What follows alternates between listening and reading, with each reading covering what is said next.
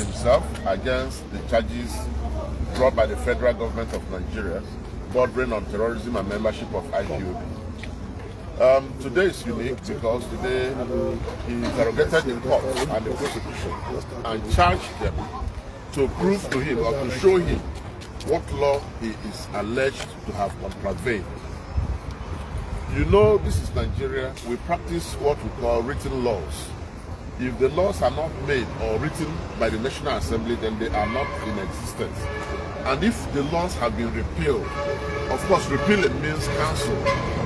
If a law is repealed, it means that law is no longer existing.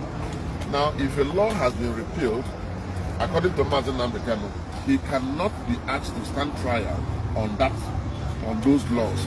And he has asked them to show him the law under which he is tried. And it is for the court and the prosecution to say, you are tried under section so and so of this law. And if you do that, you will now check whether those laws are still existent in Nigeria. If they are not existent in Nigeria, then it means the young man may actually be correct to say that there is no charge against him. Of course, knowing that there is no law existing such as the ones we are furnished with. Part of the challenge we have in this court is that the Supreme Court had also ruled that there is nothing like Chapter 45 of Criminal Code. There is nothing like Chapter 45 of covering on Criminal Code. And Nnamdi Kanu is being tried under that Chapter 45 that the Supreme Court has said does not exist. So which law, which defense do you want him to put in a case where there is no written law? For one, I don't know how to even defend or interpret such.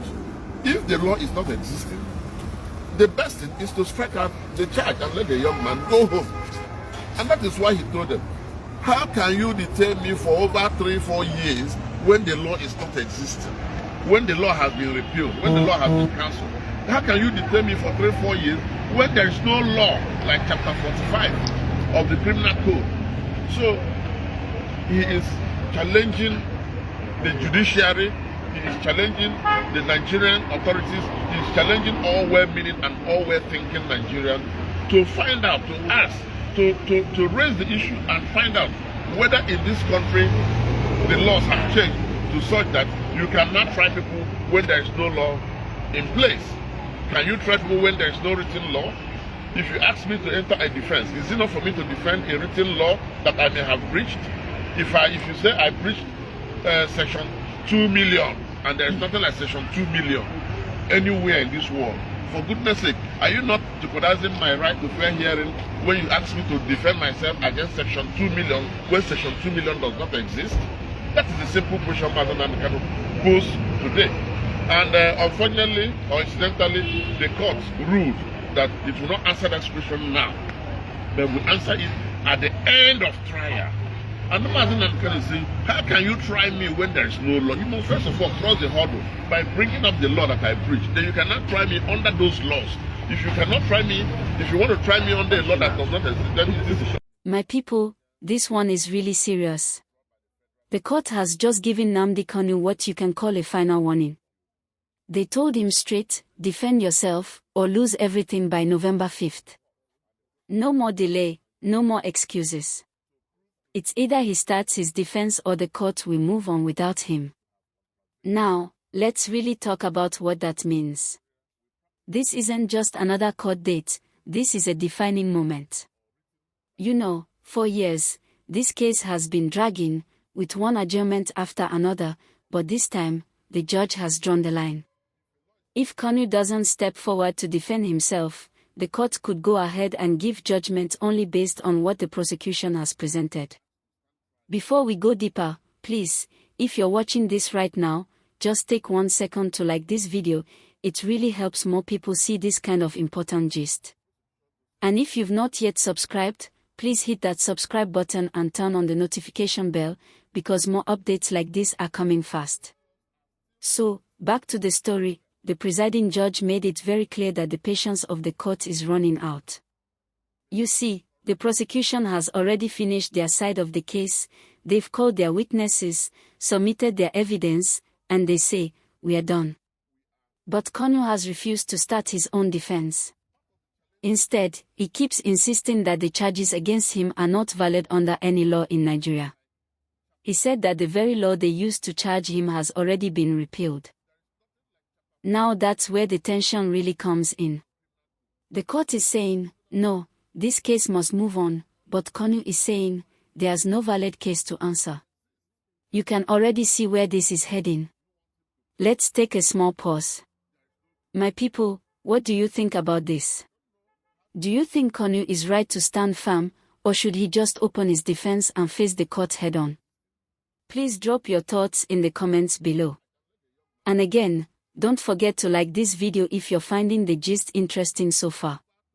So, the new date that everyone is watching is November 5th. That's the deadline.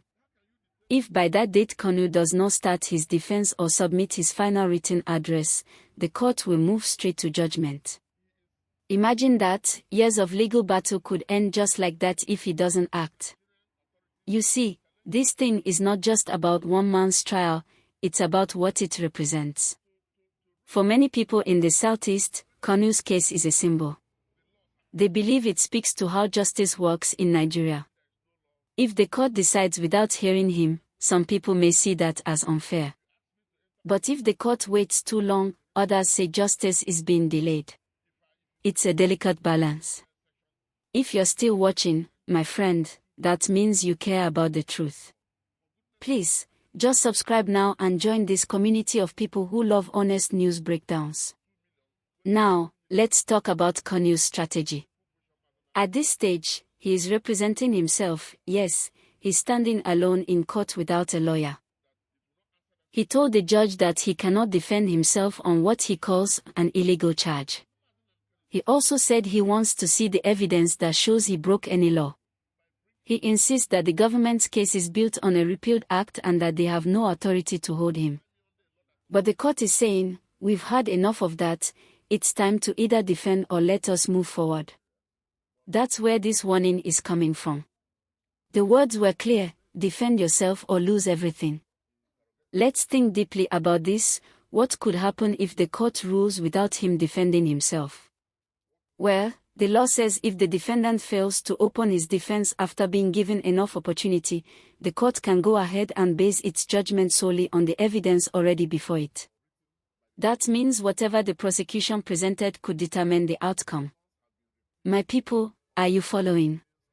This is not small matter. It's a very critical phase in this long-running case. Please, if you've not yet liked this video, go ahead and click that like button now. It helps this video reach more people who need to understand what's happening in our country. Now, here's another angle, public reaction. The news of this warning has already created fresh tension. People are talking, social media is hot. Some say Kanu is being treated unfairly. Others say he's playing a dangerous game by refusing to defend himself. In the middle of this are the supporters who feel emotionally connected to him. You can almost feel the tension rising as November 5th draws closer. The government, on the other hand, wants to show that justice is being done, that due process is being followed. They don't want to look like they're dragging the case endlessly. So, this deadline may be their way of saying, let's bring this matter to an end. I want you to think about something. If Kanu decides to defend himself, that could open a new chapter. The public would finally hear his full version under oath. But if he doesn't, the court might deliver judgment without him, and that could cause a major reaction, especially in the Southeast. Let me pause a bit. My people, what's your own take? Should the court give him more time or stick to November 5th?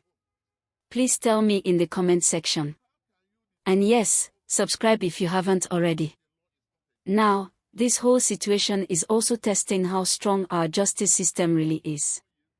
Everyone is watching, from ordinary citizens to international observers, to see how Nigeria handles such a sensitive case. You know, the world wants to see fairness, not favoritism. Kanu's supporters are still demanding his release. They say he should never have been tried in the first place. Some groups are even warning that if the court goes ahead without hearing him, it could spark another round of protest. And that's exactly what the government wants to avoid.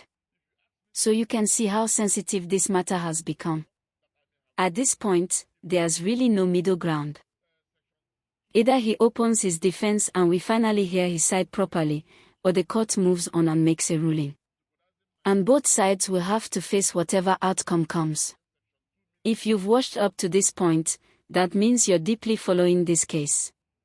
Please, do me one favor, like this video and subscribe so you'll be the first to know what happens when the November 5th deadline arrives. Now, let's think ahead. What if he finally opens his defense? It could stretch the trial longer, yes, but it would also give him a chance to challenge every piece of evidence. What if he doesn't? Then we could be looking at one of the most consequential judgments in Nigeria's recent legal history. Many people are already saying this might be the final chapter.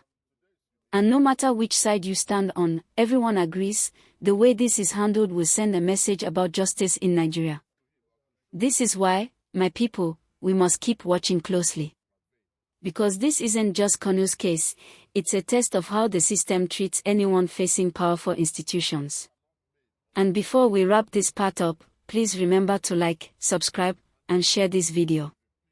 Let your friends and family also know what's going on. This is not the time for silence, it's the time to stay informed.